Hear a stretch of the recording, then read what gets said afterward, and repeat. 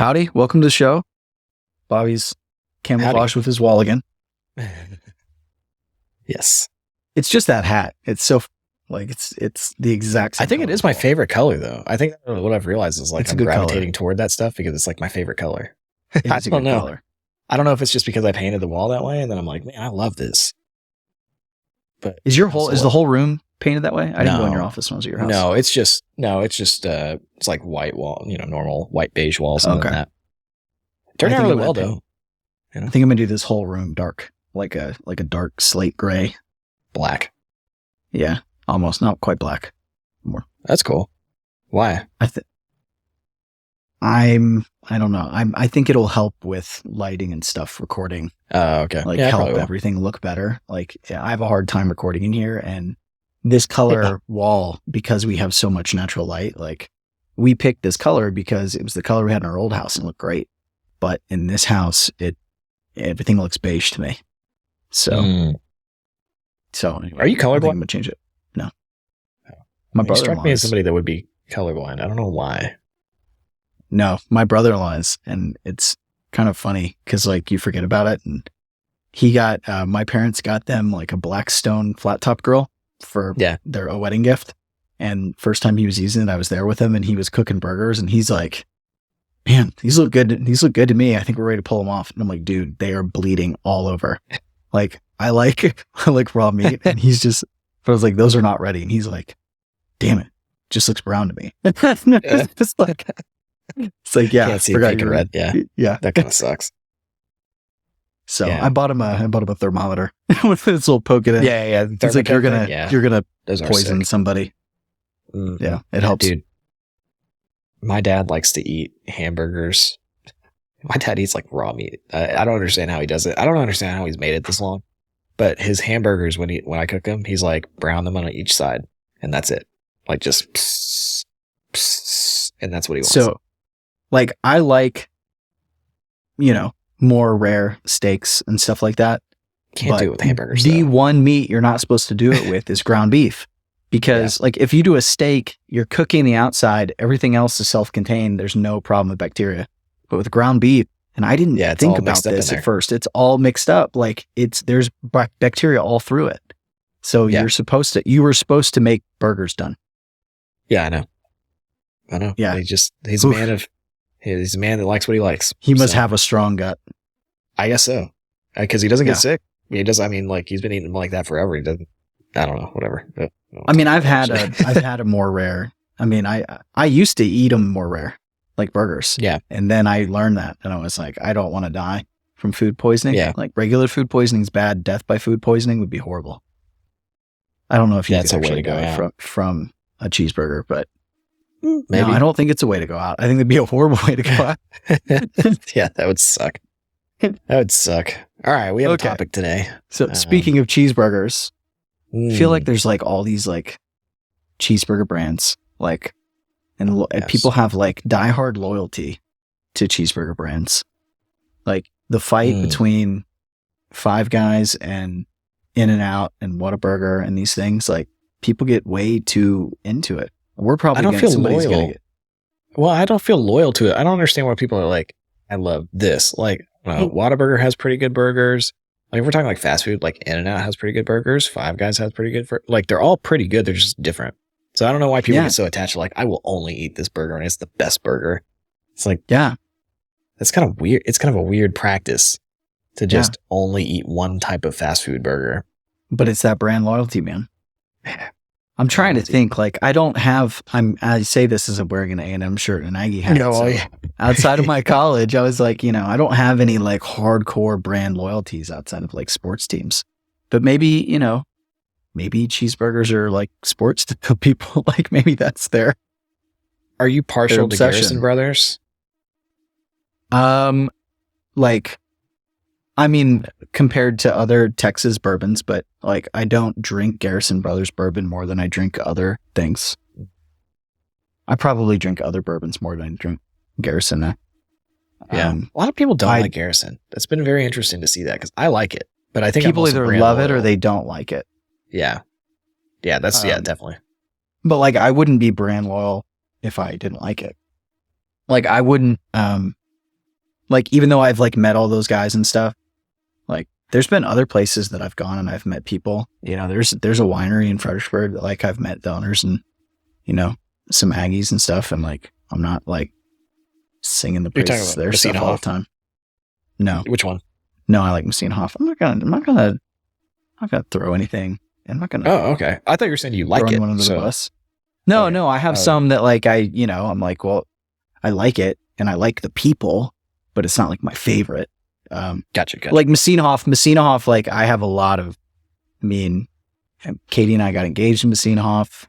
You know, we were members in College Station. We were members when we lived in Fort Worth. We were members now, the one in Fredericksburg. Like, so there's like a lot of, just like a sentimental attachment to them, I guess. But, and their wine is really good, but they have like they have like really good stuff. And then they have like the stuff you can get at the grocery store. It's like good for grocery store wine. And then some of the stuff in between, like, it just depends on my palate. Like sometimes I go and I'm like, oh, this is really good. The high end stuff's always good. But, you know, some of the in between stuff, like sometimes I really like it and sometimes I'm like, you know,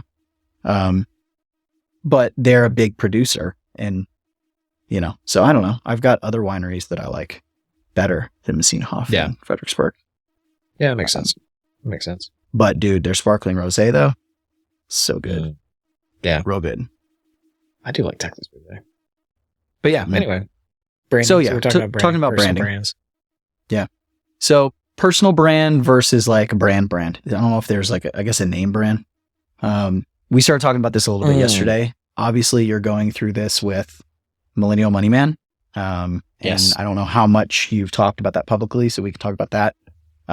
But I think too, you know, like I've kind of made the decision to build a personal brand in like the last year.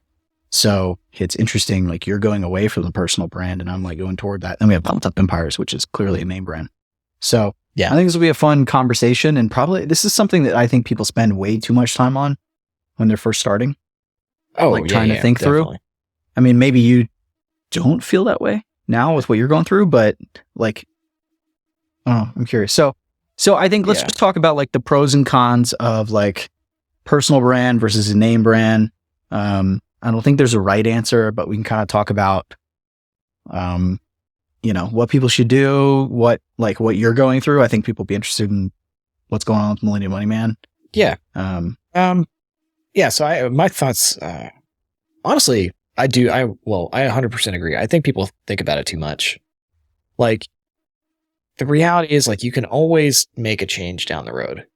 Now, it's not easy, and we'll talk more about that, because, like, I'm not quite going through that yet, but I'm really, like, thinking about a lot of different things with that. But, you know, I think a personal brand never hurts unless you're trying to seek an acquisition. Then a personal brand hurts.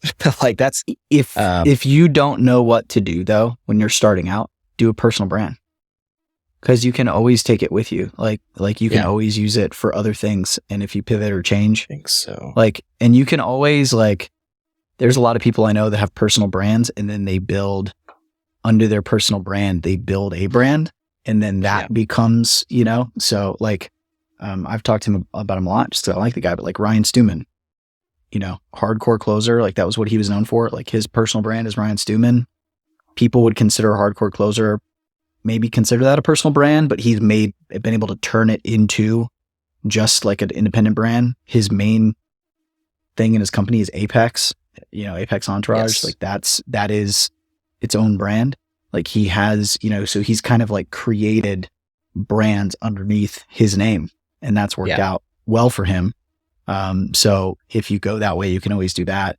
But you know, the nice thing about your name is like, if you're building up your name, like you're always going to have your name, but like you said, it becomes harder with acquisition. I just think maybe you disagree with that, but like for me, if I'm in that and I'm like, I don't know if it should be this or this, like I just go do your name, just go build up your reputation and then figure it out later. So I see it as like three. I actually feel like I see it in three kind of lights. I think that if you look at something like Gary Vaynerchuk, he has his personal brand, and then he has 6, 7, 8 brands underneath VaynerMedia, kind of the VaynerMedia, Vayner Scouting, it has his name in it, but it's like Yeah. all of those businesses could be acquired. Like they're not necessarily about him. They just are, they have his Sure. last name attached to it. But he always has his brand, and that's like, he can go get speaking gigs and he can go write books and he can be, you know, a best-selling author. And that's all of his social media, at least his primary stuff that he does is under his brand. And then he has other brands that he could package up and sell together or sell one off or grow them. And they're loosely related to him or very related to him, but not totally attached to him. I think that that's an ideal setup. What I did is something in between, which is far dumber, where I made a brand that is not me, and it's not something that, like the name of it, Millennial Money Man, is like a personal brand for a non-person, whereas like, meaning like you are the Millennial Money Man. Yeah, but it's not my name. It's not called Bobby Hoyt. Yeah, right. So it's like that, and it's like I created a hybrid of the two, where it was like I created a persona for myself and a brand around that. I don't actually do anything on social media at the moment, but at some point in my life, I will create like a real personal brand around just me. I finally bought the domain name for my name. I couldn't for a long time because some guy randomly in Tennessee was holding it for years, and I was just waiting for it to expire, and it finally expired. And then I finally picked it up, and I was like, so I finally picked that up. So I own that now. But I've kind of gone the route of like, I created a persona brand with like a superhero name, which I didn't think about it like that when I was doing it at the time. Yeah. But it's like, it's me, but it's not me. But it's like, okay, well, if I was going to go and seek an acquisition, who is Millennial Money Man? Do you have to get some guy to like run the site to replace me or what? So like, it does create a lot of issues the way that I did it. And I think I did it in kind of a specific weird way. I think the ideal setup is 100% like what you're doing, where you could build other brands, but you've got your own personal brand, what Gary Vaynerchuk does. I think of Tori Dunlop, she's in the personal finance space, but she is like a TikTok, star, but she owns a brand called Her First 100K, which is very, like that could be, sold on its own. That makes a lot more sense. And that's probably where I'm going to move at some point.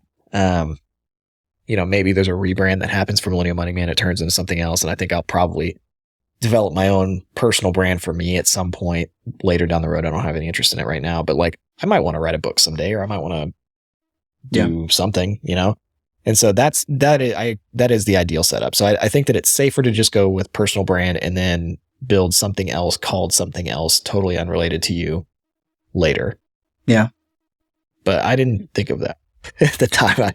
I literally was just like looking up for different websites. I mean, that's how a lot of people get started, but I was like, especially with blogging, I was like, okay, blog name, Millennial Money Man. That sounds kind of cool. Yeah. I didn't think about how long it was. I didn't think about any of the stuff.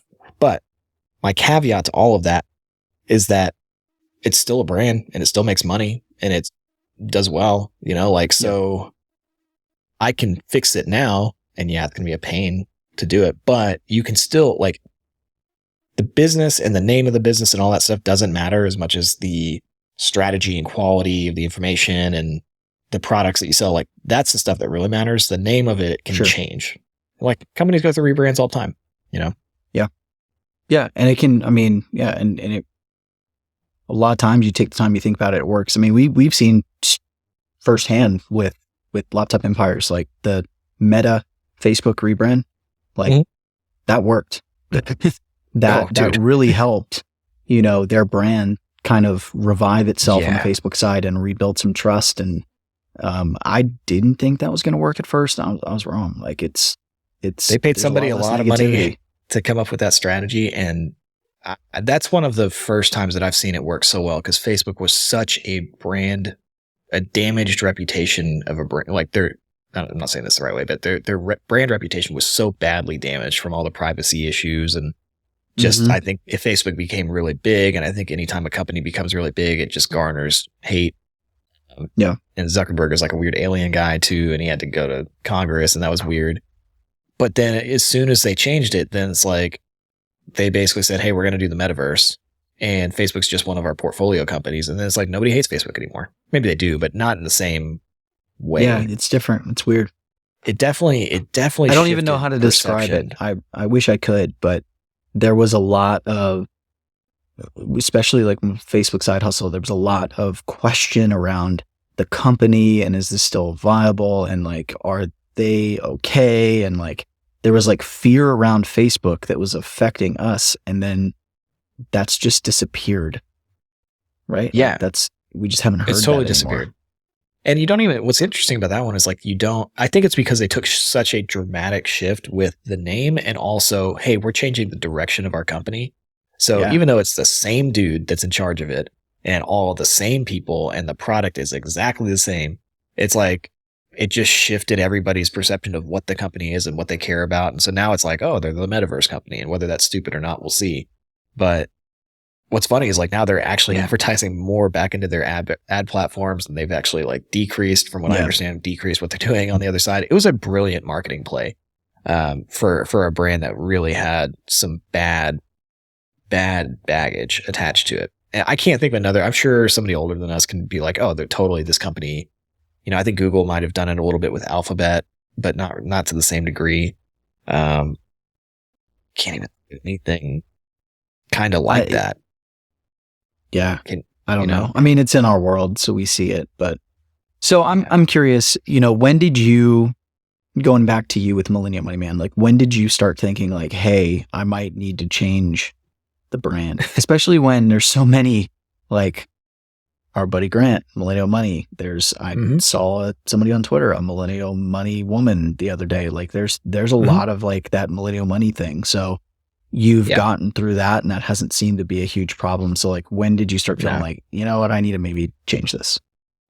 When I started hiring full-time employees, I started really thinking about it because I started to think about like, where is this going? When I started, I just wanted to write blog posts and make $100,000 a year and work by myself and sit in coffee shops all day. And I did all that and that was great. But like, once I decided like, I want to turn this into a real media company, and then I started hiring full-time employees, then I was like, okay, there is an awkwardness about this where it's like, we want to go so much further than I can go by myself. And me being like the face of the brand and all of that, it isn't exactly what I want to do. I have no desire to like be a famous person really at all, because I just really don't like, I just don't care to do, like, I don't care about that. Sure. I like helping people. I like what we do.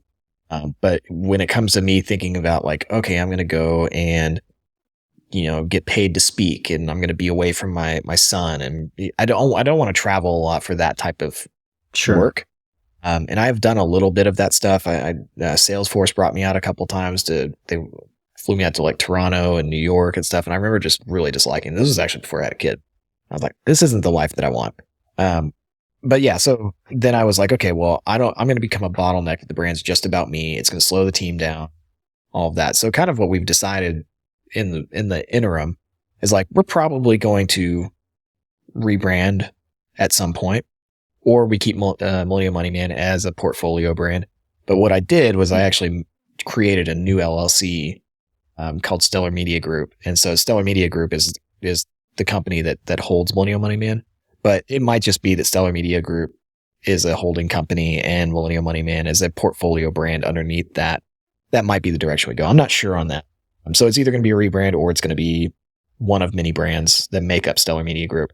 But that pretty much, once I decided like, I want this to be bigger.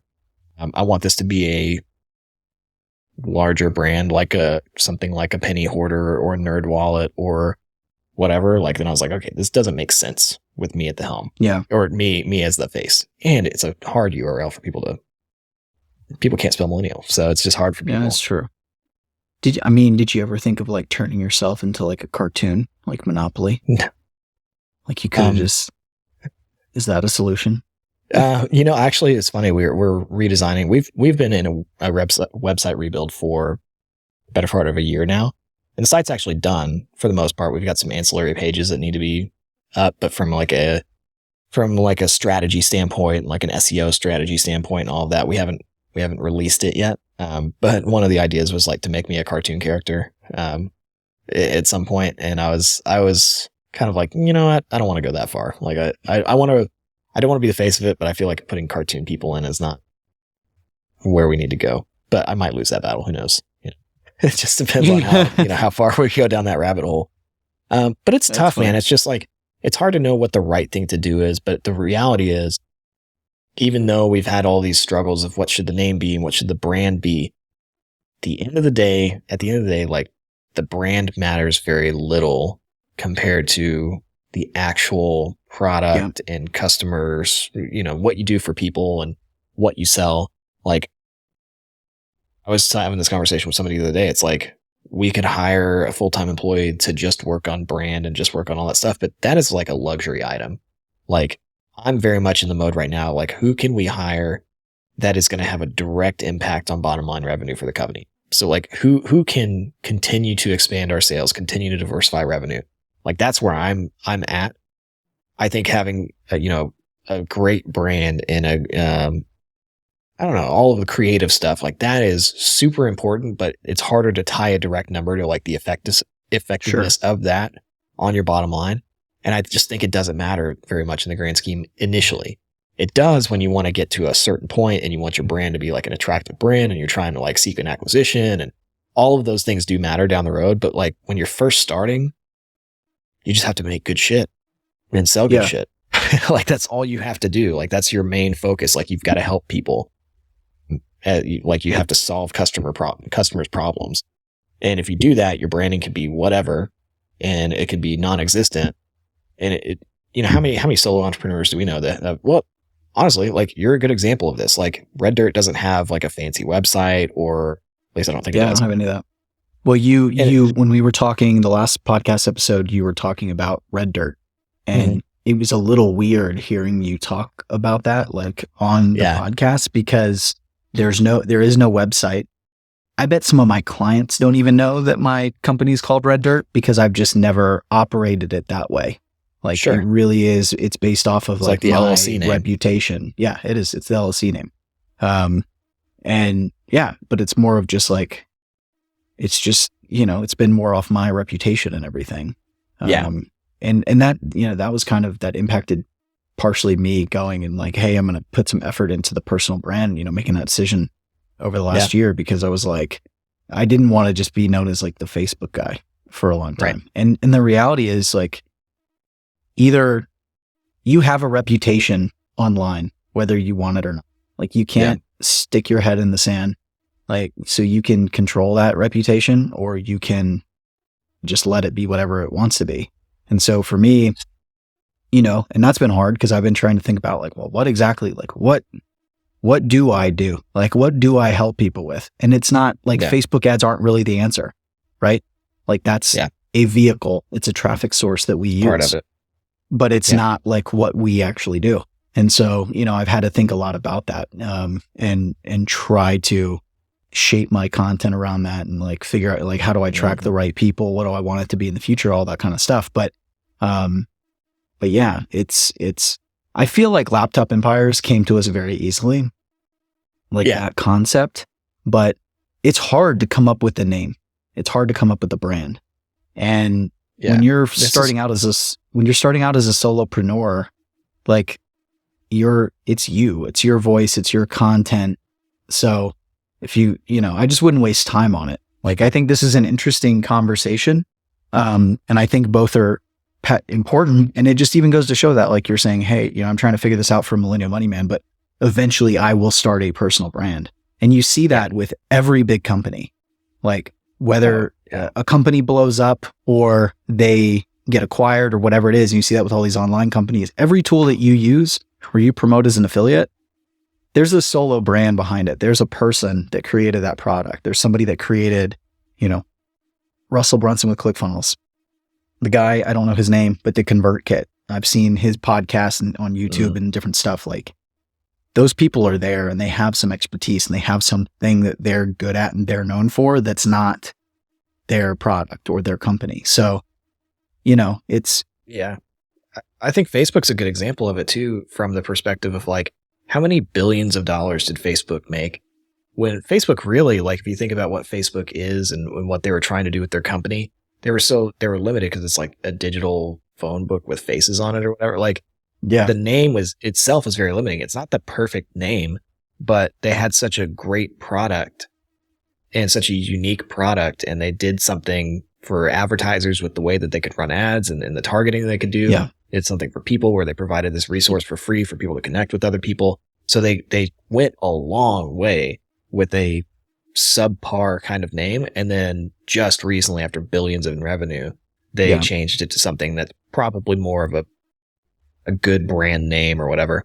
And so it's like, it doesn't matter. Like, it does matter sort of, but it really doesn't in the grand scheme. And that's kind of like, I just think you can make this stuff as complicated as you want.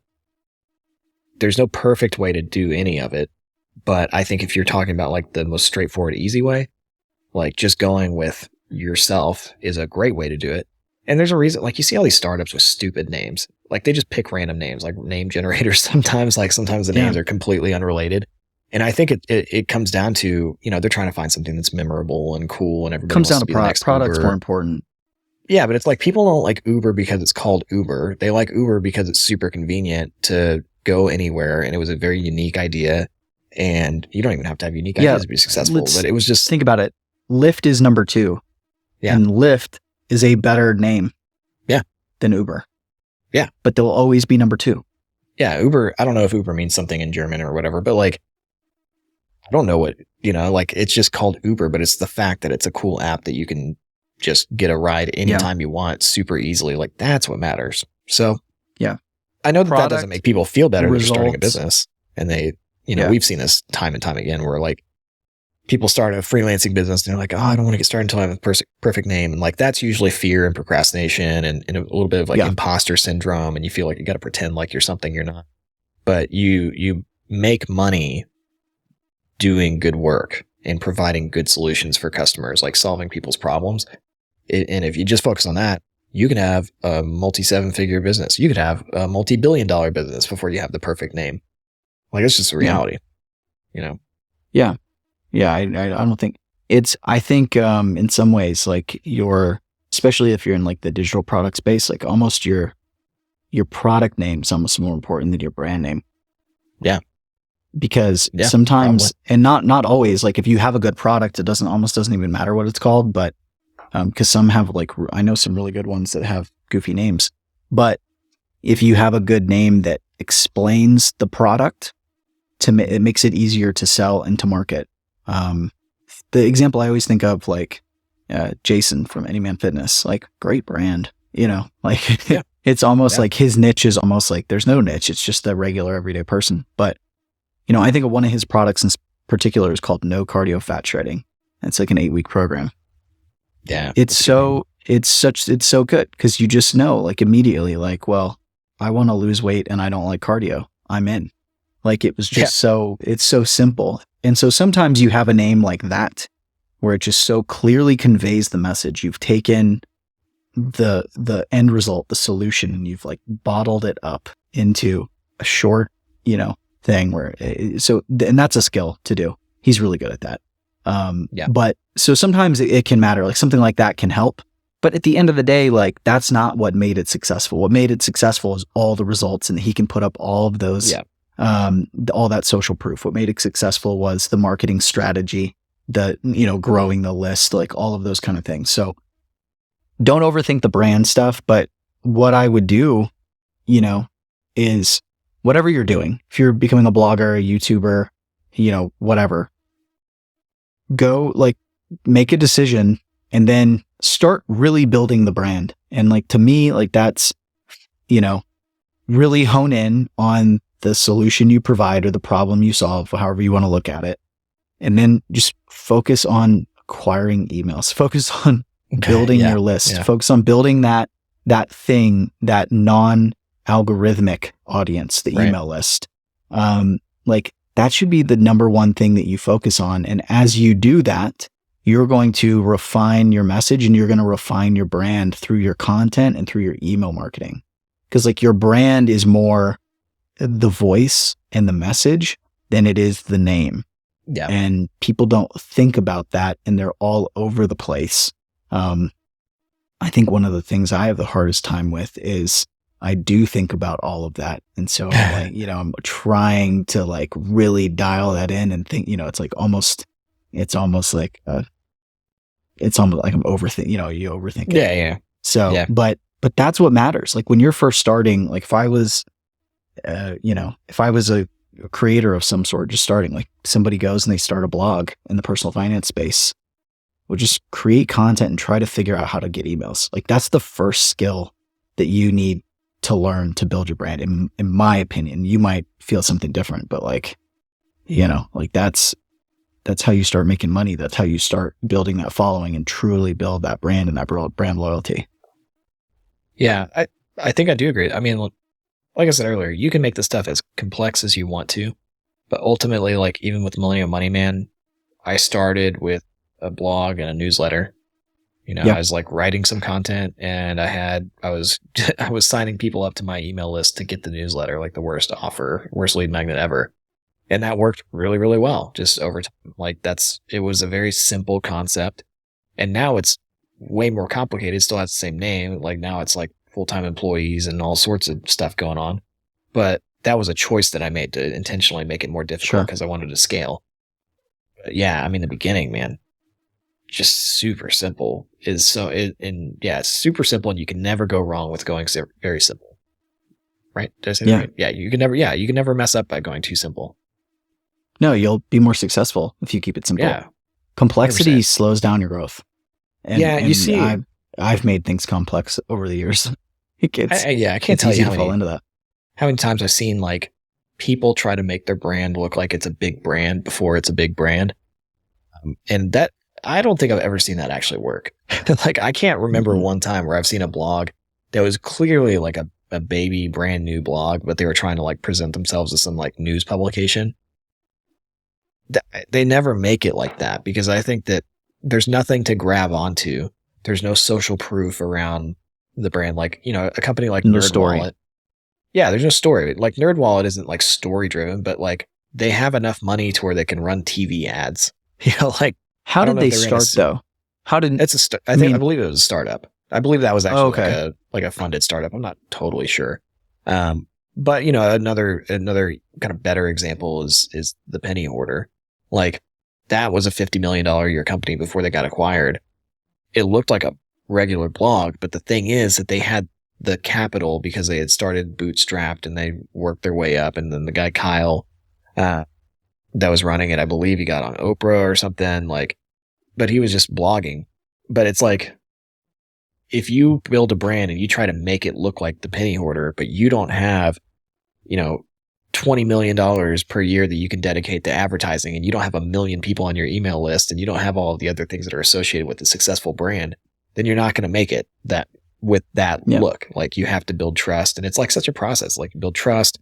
If you want to grow something big like that, it's like you build an audience, you build a following, you sell products successfully, and then you reinvest that money over time. And it's like very, very slow until you can actually like build that real team. But you can't take a shortcut by like making your brand look like it's something that's successful when there's no resources behind it to actually show people that it's a successful thing, or you don't have the ability to reach people in a quick way and in a sophisticated way. So yeah, just go simple. Like don't try to pretend like it's something it's not. Definitely don't try to pretend it's something it's not. So what's your thoughts on like this culture in Twitter right now of like the one person business? And I mean, I think I know who you're talking. All right, I don't know who you're talking about. I've seen a lot of. Well, no, it's like there's a lot of them, their business is a lot of these people. Their business is it is tweeting to build an email list. They send out a newsletter. They turn the newsletters into blogs. They're not SEO based blogs. They're just content-based blogs, and then they're selling a digital product or coaching or agency service, I'm assuming. Mm-hmm. But anyway, I guess I was bringing that up not to like throw shade on it. No, I don't think it's businesses. No, but there's a lot of these like they're solopreneurs and they've built up a brand or a following, and there seems to be a big culture of that in Twitter right now. Maybe there always has been, but it just seems more, maybe it's just more, what's the word? Solidified now? Like it's like it's more established. Yeah, Twitter is interesting. I've seen a lot of that. I think there's a lot of guru kind of stuff that happens on Twitter. But even this, I don't think this is a guru thing. I think that it's like good marketing is always when you're, zigging or you're zagging when everybody's zigging or zigging when everybody's zagging, whatever. But like, that's good marketing. And I think that there's a lot of people that are trying to build bigger brands. And so, somebody coming along and saying, no, you should build a 1-person business and you can make 7 figures a year, 8 figures a year, or maybe not 8. I haven't seen that, but you can build a 7-figure business by yourself. And I think that is, for some people, that is an awesome way to do business, because some people straight up do not want to deal with the difficulty and hassle of managing contractors and certainly not full-time employees. And I was that person for a long time. And I ran a solo business, just me, before you and I got together. Like, there was nobody there but me writing, doing all the work, and I was making 6 figures a year. And I got bored with it, and I got kind of depressed, and I wasn't as fun as I thought it was going to be. But it turns out that I just really I actually enjoy the process of managing, maybe not even, I don't love managing people, but it's something that I can do. But I love the team aspect, and I love the building toward a bigger vision with other people. Like, that's what makes it very fun for me. I didn't know that at first, though. So I think it solely depends on what kind of person you are and what you enjoy doing. Because doing everything by yourself sucks, totally being the person that has to do all of the grunt work. Like, it's cool for a year, cool for 2 years. For me, once I got into 3 years of it, I was like, okay, this is kind of lonely, and this is kind of a grind, and this kind of sucks. And then now that I've been hiring people for, I don't know, maybe 4 years now. And now I just hired another full-time employee. We'll probably hire 1 or 2 more this year. So we'll be like a team of 5 or 6 full-time and contractors and stuff. Like, that to me is a ton of fun. And it's obviously more stressful because, the people management side of things and trying to figure out what people want and what they don't want and how to motivate people and all the different things that come along with complexity. That's difficult, but I feel super energized every day, and I love what I'm doing. So it just depends, So I don't think, I think that you should be wary of people that say this is the only way that you should do this, because they're likely trying to sell you their program or something. Not that there's even anything wrong with that, but there's no one size fits all in business. And somebody saying that a 1-person business that does 7 figures is superior. Is that superior to a $50 million a year business where you can exit for $100 million or $300 million? I don't know. Depends on what you want. If you want to make $100 million, then a 1-person business that you would have a hard time selling is not superior. Yeah. So it all depends. It's interesting because you talk about, having the team and how much that energizes you and stuff. And, when I think about what's the ideal situation for me, it's not being solo. And I don't know if it's the team thing. I have to have people to delegate to, for one. I've started to realize I'm really good at I'm really good at starting things, and I can finish things, but it takes me, after the initial start, I get too many other ideas. So it takes a lot of effort to focus to finish that thing. But one of the things that works well for me at the agency, the way it's set up, is I can start something, someone can go do, so I do the first 10%, they go do 80% of the work. And then I come in and just finish it off, it's I can do the start and the finish, and they're doing the bulk of, so it's okay, here's the idea. Here's what needs to happen. Here's what you need to do. Go do it. And it comes back. Okay, I'm going to tweak it. I'm going to fix this. That works really well for me. So I feel I would probably, my strength would be a solid assistant in person, somebody local that I could meet with every day and work with. I feel that would probably be the best thing. Having an executor or an operator would probably be ideal. But then I think about that and I go, I know realistically what would happen is if I got that person, then I would immediately jump into team mode. I would just have that person to manage a lot of that for me.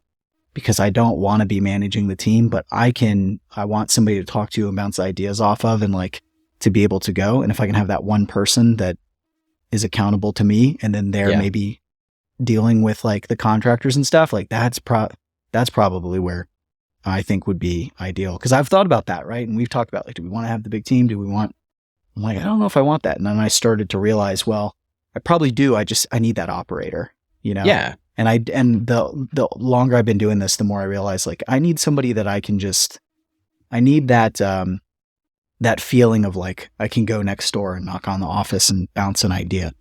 You know? I think that so much of business, once you like, as you go into it, you progress in it. I think you get like past year 3 or 5 or whatever, and you start learning like how you're built. And then you start just kind of going down that path. Like that was what has happened for me. I just realized like, oh, I'm like strangely built for the stress that comes along with having a bunch of people on your team and having full-time employees. Cause it is certainly like more stressful. I definitely over the last year, I've been probably more stressed, but every time I talk to my wife about it, she's like, yeah, you seem like, you know, like you're working really hard and they're like, you're more stressed. I'm like, yeah, but I really love it. Like, this is awesome. Yeah. Which is kind of a weird, like masochistic kind of way to look at things, but it's just, I'm like, it's not really though. We are all going to have stress in our life. Like if you're juggling different things, we have to make decisions. Like we can't do everything. There's going to be something that we're going to regret. That's going to cause stress. There's going to be some sort of tension or thing that we have to manage or figure out. And so it's just a matter of like, you choose your regrets, you choose your stress. And if you can choose the things, like you say you're stressed, but it's really, you have problems that you have to solve and you have responsibilities that you have to meet, and all problems and responsibilities are stressful, but that doesn't mean that they make you unhappy. And we associate stress with like negative, but if you're choosing to pass on the right things and you're choosing to worry about the right things and solve the right problems, then you're going to be happy. And of course there's tension, but there's, you know, and that's like, you got to pay attention to, like, we're always busy. I freaking hate this Apple Watch. Just like, it keeps going on. I started doing it. I started using it just to like keep track of my steps because I don't keep my phone on me all the time. And then, but it just beeps. I don't know what it's doing, like stand up thing. Yeah. But you have to choose all that. And so you just got to pay attention to like when you're busy, like, is it a good busy or is it a bad busy? And then like when you're stressed, like, are you enjoying it or is it a problem? You know? And that's like, we just came out of like baseball season. I was so busy and I was so stressed out and doing all that kind of stuff, and it was over. And I was like, man, that was fun. Yeah. We had a good time. I enjoyed that. I enjoyed that kind of busy. Yeah. But there's other times where I've been busy and I'm like, you know, like had client overload or whatever. And I'm like, I didn't enjoy that. Yeah. Yeah. I agree with all that. I think I think for me, and I think for anybody, it comes down to like I said, like you have to just kind of, as you get older and you start to reflect a lot more and think about like what you like and don't like if you just build towards your strength. And it wasn't even something for me, like with the full-time stuff. I didn't sit there and go like, I'm good at managing people, I'm going to go down this path. I was talking, I credit Jess, who is our bookkeeper and runs our tax firm, the Bottom Line CPA. Like I paid for some coaching with her, and we did it for Ellie too. It's like the closest thing to a life coach I've ever had. Yeah. And it was like, person. She just helped me realize, maybe just by telling me, but she was just like, you're really good at this. Like I don't know if you know that you're really good at this the people part of this, but like this is something that you're really strong in. And so she kind of nudged me to go down the full-time route and has nudged me to be more aggressive in that way. Cause I was very conservative about like, I don't want to spend that much money. But once I started doing that, I was like, oh, she was right. Like this is what I'm kind of built for. Yeah. And then the stress parts come back to what you said. Like, yeah, I should clarify, like, yes, I'm more stressed, but it's usually good stress. And for me, like, there's something about having the team. It's not that much this way. I would say more last year when we really started hiring people and expenses definitely went up and all of that. Like, it was like, oh man, we've got to hustle or we're not going to make it. You know, like there were times where I was like, man, this might all fall apart and then who knows what's going to happen. And I'll do whatever I have to do to make sure that doesn't happen. But like that kind of like, it's like this, like a scene in like Indiana Jones or something where like the boulder's about to like crush you and then you like jump out of the way and then you're like, yeah, that was awesome. Yeah. Like I like that in business. Now I might not like that as we get further along. And I might find too that, you know, I might get to 10 employees and be like, I don't know if I want more than this. Cause like then you start getting into like, you know, 10, 20, 30 employees, you start kind of, it looks a lot different, you know, and it's a different kind of business and this, you know, slows down. But I like the excitement of having like a tight, smaller team right now where everybody's just all in on it and we're just, you know, moving. So anyway, yeah. But you know, 3 years from now, I might be like, man, I hate this. I don't think so though. Yeah, but it's, you know, and that's the other thing. And this kind of goes back to the branding stuff. Leave yourself room to maneuver. Oh yeah. You know? My first company was called Fastlane Fitness. It was an online fitness business. And I couldn't use that brand. You know, I couldn't use that when I started getting into marketing. So, you know, it's, and I feel like I look at it and go, you know, I've kind of pivoted in some way every 2 to 3 years. Like there's been some big change in the business and that's going to happen. Like you have to do that to be successful because you have to, like things change.